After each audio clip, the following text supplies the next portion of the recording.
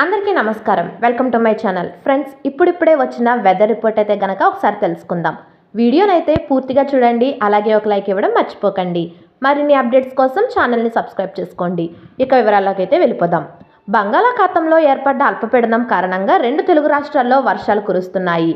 అల్పపీడన ప్రభావంతో ఈరోజు రేపు ఆంధ్రప్రదేశ్, తెలంగాణలలో పలు జిల్లాల్లో వర్షాలు పడే అవకాశం ఉందని వాతావరణ శాఖ తెలిపింది.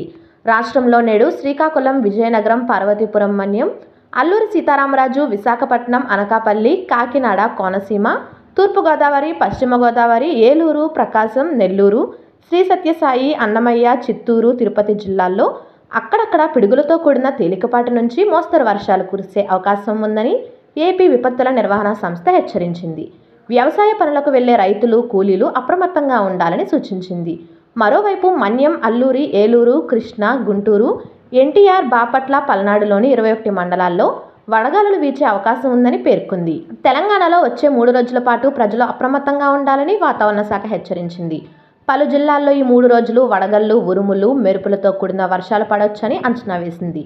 ఈ మేరకు సంగారెడ్డి, వికారాబాద్, హైదరాబాద్, రంగారెడ్డి, నల్గొండ, సూర్యాపేట, మహబూబాబాద్, భద్రాద్రి కొత్తగూడెం, ములుగు, జయశంకర్, భూపాలపల్లి జిల్లాలకు యెల్లో అలర్ట్ జారీ చేసింది.